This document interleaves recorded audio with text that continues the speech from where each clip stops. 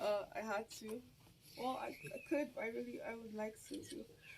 And I wrote some things down because I'm not really good with on point stuff.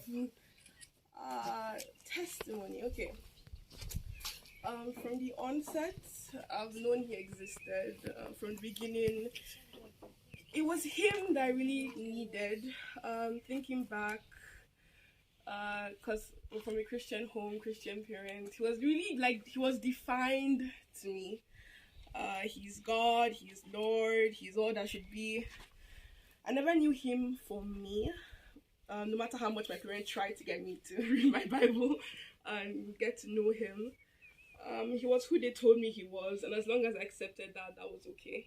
Um, Hypocritical, yes, but nonsensical, no. Uh, I was seen as this nice, young, respectable Christian girl. But to me, all the words I spoke were just words spoken to me before that I just like rehearsed and delivered again to people. Uh, I was depressed a lot growing up. I couldn't really tell anyone. I mean, what am I being depressed about? I have home, I have family, I have friends, I have food to eat, I'm going to school. So I hid behind the facade of a girl who laughed and smiled at everything. Nothing I said was taken seriously, and I liked it that way. It was safe, and I was safe. The expectations people had of me was large, big, burdensome, because I'd always feel no matter how much I tried, it wasn't enough, and I wasn't enough. My self-confidence depleting, inferiority complex increasing, this mentality surrounded me, enveloped me, and became me. The first real encounter I had of God was when I was in high school. This feeling of like depression just began to like choke me up, and I felt like I couldn't do this anymore.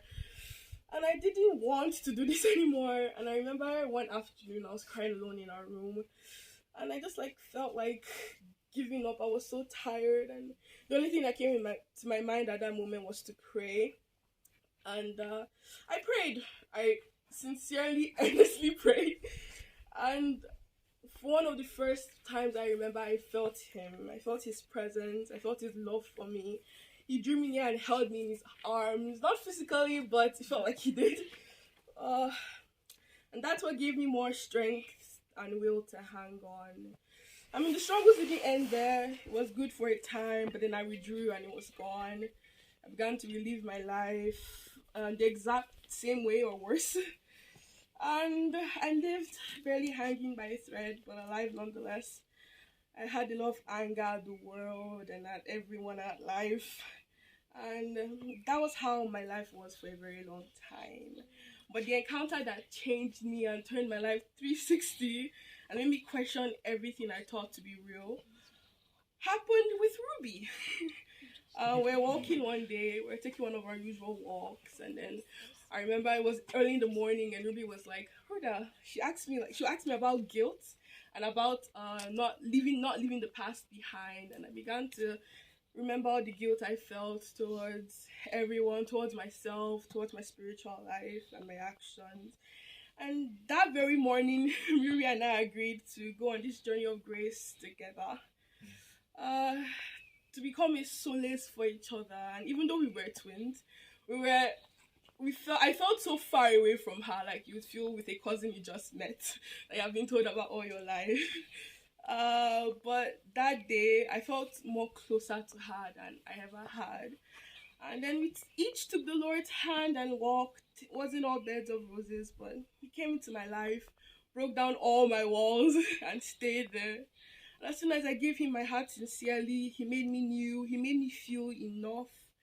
And I finally understood this chapter in Romans 8, verses 38. It said, there is now no condemnation, there is now no castigation, no castigation, no denunciation, no damnation to those who are in Christ Jesus. And it's everything. It's everything to be loved by God who shows his love for you every day, to be protected by God who fights for you in every way, to be cared for by God who pours his goodness on you every day, to be counted as worthy by God who cleansed you in every way. I know how it feels for you to be loud and quiet at the same time, for the voices in your head to bicker all at once, for you to be in pain, not physical, that's temporary, but emotionally. It feels as if you could never be alright. It would never be alright. But one day there came a voice in the wind. It quieted all the other voices, and suddenly it was calm. I could feel the voice. I could almost taste it. It was not loud and pestering as the other voices were. It spoke with peace and sincerity, with love and honesty, with patience and piety. It was love at first thought, love at first word, at first heard. It was undisturbed, undeterred, and interfered with life that I had preferred, and gave me a new one that he prepared. And it's the best thing I've ever done, the best thing I'll ever do. Wonderful. Amen. I think God has given you talent to write also. Yeah.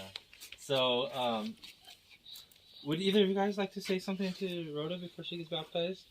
You got this. You got this? Okay, that's good. Yeah. Excellent. I know you're a man of many words.